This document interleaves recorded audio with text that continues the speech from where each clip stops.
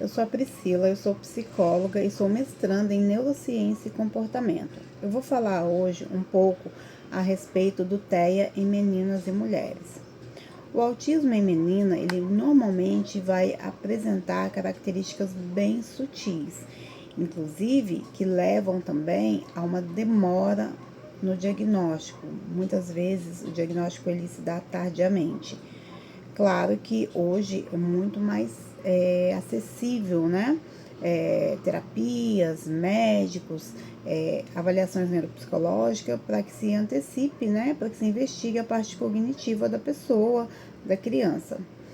O autismo, ele vai se manifestar geralmente de uma forma mais agravada nas meninas a partir da segunda poda neural, entre 6 e 10 anos e início da adolescência, que é um período de reorganização cerebral, especialmente no lobo frontal, que é responsável pelas funções executivas, controle emocional, a tomada de decisão. Inclusive, nesse período, as meninas também estão no processo nessa transição de adolescência, tem as questões hormonais. Então, nesse período, geralmente, elas podem passar por um turbilhão de emoções, onde vão começar, né, a ter comportamentos diferentes do natural, porém que foge à normalidade, né, conforme a cultura de cada família.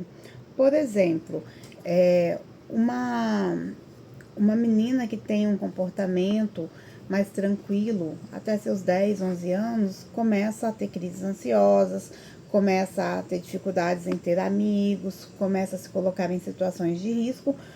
Normalmente vai chamar a atenção da escola e a escola vai buscar pelos responsáveis para investigar, saber o que está ocorrendo. Então, neste momento, né, pode-se dar, né, os primeiros sinais de que aquela criança, né, teve alguma questão ali, né, desde o seu nascimento, que não foi percebida porque foi muito sutil. E agora, nessa fase, ela poderá, através de uma investigação bem adequada, bem direcionada, perceber que aquela menina, ela passou uma infância se adaptando, ela passou uma infância atendendo a expectativa do outro, atendendo a expectativa geralmente dos responsáveis. Isso por quê? Porque de uma forma cultural, a mulher ela já segue um padrão cultural de ser boazinha, de ser educada, de se vestir, se comportar, né, de uma forma mais empática, mesmo que não seja natural. Essa menina vai ter uma facilidade muito maior do que os meninos de se adaptar a esse meio. Então, quando a gente pensa no suporte 1 do TEA, é bem certo de que o que acontece? Os sofrimentos são mais interiorizados, são sofrimentos emocionais, são muitas vezes relacionados a questões de ansiedade, de fobia social, as questões de não querer sair, de querer ficar mais introspectiva, e para a maioria das pessoas é uma situação normal, uma situação natural.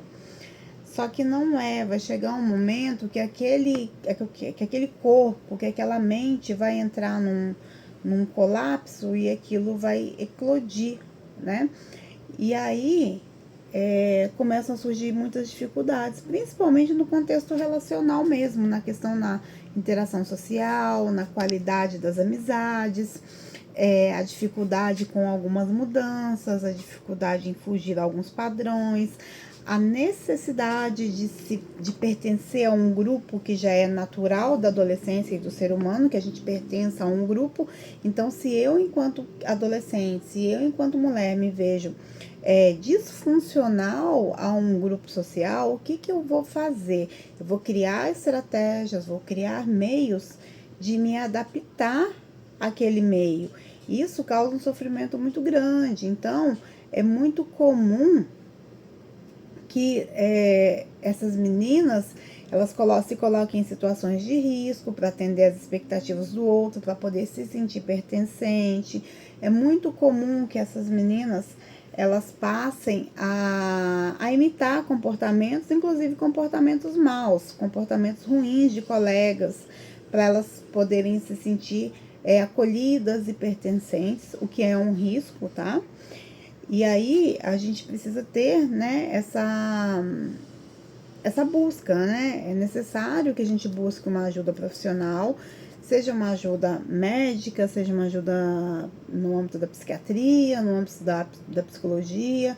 E aí o profissional vai poder encaminhar para que normalmente se faça uma avaliação neuropsicológica, se colha todo o contexto desenvolvimental daquela criança, né, daquela adolescente, e aí com um pouquinho mais de demora, que costuma ser mais demorado mesmo a investigação para meninas, né? Porque elas se adaptam ao meio e o comportamento adaptativo, né? Quando a gente pensa em meninos no espectro, ele é muito mais complexo, é muito menos necessário. Os meninos se adaptam menos, eles conseguem funcionar de uma forma que fica mais perceptível quando há essa limitação, né, de interação social, de flexibilidade cognitiva, a rigidez, né? Então, sem a busca adequada, essa menina vai vir a ser tratada, talvez, por muito tempo como... só um minuto que eu vou voltar aqui que tá descarregando. Então, essa menina, ela vai ser tratada muitas vezes, se for por um profissional, se ela for acolhida inicialmente por um profissional que não tem um olhar bem refinado, que não tenha uma experiência com a condição, muitas vezes como uma depressão, muitas vezes como uma crise ansiosa. E aí, esse ciclo, ele vai se repetindo até a vida adulta, e talvez lá na vida adulta venha um diagnóstico que não tenha muita relação, que às vezes vai ser percebida comorbidade autística, né, que está relacionada com autismo, do que a própria condição em si, e vão ser muito tempo aí limitado para um diagnóstico correto. Então, quanto antes buscar, né, esse auxílio, é uma forma de estimular e de adequar, né, os parâmetros para uma qualidade de vida. Por exemplo, eu tenho, né, uma situação de que uma menina, né, já na idade de seus 12, 13 anos, com histórico neurológico ali desde o nascimento, que não dormia, passava noites acordada, tinha o sono muito limitado, passou 4 anos aí sem dormir, e tinha uma seletividade ali, que não era aquela seletividade intensa, mas tinha uma questão do olhar, que não era aquele olhar penetrante, era o olhar que a gente costuma chamar de olhar através, né? Que a pessoa cria um foco geralmente aqui e olha para o outro nesse ponto aqui da testa. Então parece que era um olhar direcionado, mas não era, na verdade, aquilo ali é um olhar através. Tinha muitas falas ecolálicas, mas que não foi percebido porque a comunicação ela fluía, e por volta dos seus 11, 12 anos, né, veio, né, a ter questões, né, comportamentais, questões de agressividade, questões ansiosas, e aí quando foi fazer uma investigação com um profissional muito atento, né, foi identificado que se tratava, né, de uma menina dentro do espectro autista, de suporte 1, com a cognição, né, dentro da média superior, que é muito comum, mas não é uma regra dentro do autismo, né, que a gente tem aquela percepção de que todo autista ele é super inteligente. Isso não é uma verdade. Geralmente costumam ter dificuldades cognitivas bem significativas, né? E alguns, né, estão dentro da inteligência superior aí, que aí fica na dupla excepcionalidade. E a partir de então, tendo feito, né, essa avaliação com médico, com neurologia, com médico, com neuropsicólogo, com psiquiatra, foi fechado, né, de uma forma bem coerente o diagnóstico do TEA.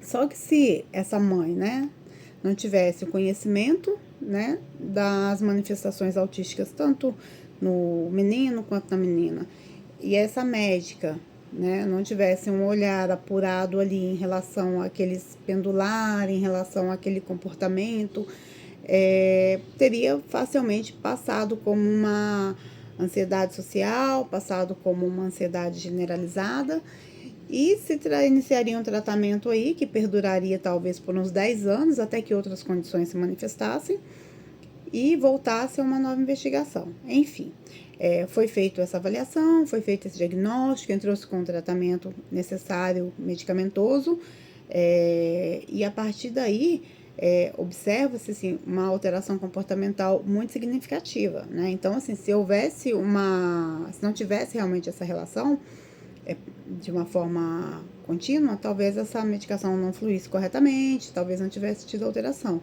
Então, entrou-se com as psicoterapias de encaminhamento, com a mudança de rotina, o comportamento se alinhou. Só que aí, observando lá no passado daquela criança, né, daquela menina, foi muito percebido que os sinais ali sutis do autismo, ele estava ali realmente. Só que assim, por mais que às vezes que a pessoa trabalhe com as crianças dentro do espectro ou com qualquer outra questão da neurodiversidade, né, se você vive aquilo e se o seu contexto de vida está equilibrado com aquela rotina, então provavelmente você não venha a perceber, só quando existir uma manifestação maior, né? Então, assim, uma pediatra que passou, né, acompanhando essa criança por 4, 5 anos, sempre dizendo que essa falta de sono era natural, que aquilo iria passar, não passou, tanto que até hoje na adolescência continua nesse mesmo fluir, né, do sono menor, né, mais limitado do que em outros adolescentes. E, enfim, então foram pequenos erros, inclusive na parte médica, né, de acompanhamento, que não conseguiram perceber, né, mas não é questão de culpar o profissional. Porém, né, o mínimo ali poderia ter sido solicitado que passasse com um neurologista, mas enfim, isso não vem mais ao caso. Mas no contexto geral é isso. Então, hoje tem estudos que dizem, né, que já está equiparado o 1 para 1 relacionado à manifestação, né, o transtorno do espectro autista, tanto em meninos quanto meninas. O autismo, ele é uma condição que normalmente ele nunca vem só, ele sempre traz algum fator, né? Nas meninas, dentro do suporte 1, tá? Geralmente são questões mais ligadas ao que a gente chamaria de emocional, ansiedade, vergonha, depressão, tá? E conto também que adolescentes, adultos dentro do espectro autista tem uma tendência muito maior às ideações, que nós já sabemos, né? Aquelas ideações lá que começam com a letra S e tem a letra U, né? Então, assim, uma pessoa nessa condição, ela precisa de um acompanhamento. Não existe essa de que o suporte é leve, é simples, não existe, tá? Essa questão do suporte leve não é diferente, é lógico que não vai se comparar a uma criança dentro do espectro autista de um suporte 3, com uma gravidade complexa, com dificuldades na fala, com uma de suporte 1, né? São desafios diferentes, alguns desafios são maiores para a pessoa que está ali no suporte 3, e outros desafios são mais a menos para quem está ali no suporte 1. Só que o suporte 1, geralmente, como ele vai se manifestar nas questões emocionais, nas questões comportamentais, nas questões de cognição e execução, a pessoa vai conseguir ter uma vida ok, vai conseguir trabalhar, vai conseguir estudar, vai conseguir criar alguns vínculos durante a vida. Só que essa pessoa, ela tem muitas dificuldades no seu dia a dia, dificuldades de ter ali como se tivesse aquele desenho lá, né, do pica-pau, que fica o diabinho e o anjinho do outro lado. Então, a cabeça dessa pessoa, ela é uma cabeça totalmente complexa, ela tem um funcionamento cerebral totalmente complexo. Então, é uma constante, né, dentro da mente dessa pessoa em relação a se programar, a pensar como que eu vou fazer isso, como que eu vou fazer aquilo, como que eu tenho que me comportar. Então, é uma cobrança muito intensa. E como eu falei, o autismo ele geralmente não vem só, né? Tipo, 98% dos casos, por assim dizer. Ele vai se manifestar também em outras condições, seja no TDAH, no caso dessa adolescente é o autismo, com o TDAH, né? E o TDAH é bem perceptível. E com históricos aí de uma ansiedade bem agravada, né? E em um processo investigativo para alguma outra condição, né? Mas o que eu quero dizer com tudo isso é que a gente jamais pode julgar, né, o outro com relação ao que a gente vê, né? O autismo, ele não tem cara, ele não tem classe social. Então, assim, mas ela é autista, mas é levinho. Ele é autista, mas nem tem cara de autista, né? Então, isso causa um desconforto muito grande aos cuidadores, né? Às pessoas e até a própria adolescente, até o próprio adulto que está no espectro autista. E assim, e hoje brincam-se, né, com tudo. O meu TDAH, o meu autismo, a minha bipolaridade. Gente, são condições muito complexas, são questões, vamos dizer, são transtornos, não são brincadeira. Isso não é pra gente ficar justificando as nossas falhas, não é pra gente ficar justificando a nossa desatenção. Hoje a gente vê memes sobre autismo, sobre TDAH, sobre bipolaridade. Isso daí é só uma pontinha do iceberg. A condição em si, ela é gravíssima, são condições severas. E não é porque, não é severo porque não está em cima da cama. Não, é severo, é complexo no dia a dia. É complexo no dia a dia de quem convive com eles, de quem cuida, de quem tem que fazer os corres da vida, tá? Então, eu falo tudo isso porque ontem eu tive uma pessoa que veio falar pra mim, sabe? Mas hoje é moda autismo, hoje todo mundo tem autismo. Sim, gente, se a gente for ver, todas as pessoas, elas têm alguns traços que podem remeter ao autismo, que podem remeter ao TDAH, mas que não são. Então, não é moda autismo, não é moda TDAH, não é moda bipolaridade, não é moda transtorno borderline. É que hoje existem mais acesso para que as pessoas consigam ter conhecimento, ter acesso à informação, ter os cuidados devidos, medicamentosos, cuidados psicoterapêuticos. Então, é uma bênção a gente ter essa acessibilidade de conhecimento. Só que a gente não pode banalizar um outro transtorno que ele é complexo e ele é gravíssimo, que hoje em dia ele recebe o nome de transtorno bipolar tipo 1, que antigamente, até mais ou menos a década de 80, se não me engano, tá? Era o conhecido como doença maníaco-depressiva, é o transtorno bipolar. O transtorno bipolar, ele se divide ali vou dizer de uma forma mais simples, acessível, em segmentos. Seria o transtorno bipolar tipo 1, transtorno bipolar tipo 2, ciclotimia, que são variações do mesmo transtorno e que em cada um deles, dentro da sua gravidade, causa algum prejuízo na qualidade de vida. Exatamente. Voltamos ao TEA.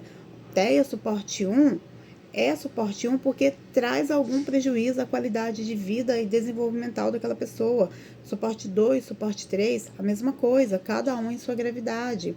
Mesma coisa para as depressões. Existe uma diferença muito grande entre a depressão, que vai te causar um prejuízo na qualidade de vida, e a tristeza, que são coisas diferentes. Então, se você está num dia triste, não quer dizer que você tenha depressão. Se você está com o humor alterado hoje, não quer dizer que você seja bipolar. Tem pessoas bipolares, né, com o transtorno bipolar, que elas têm a vida totalmente limitada.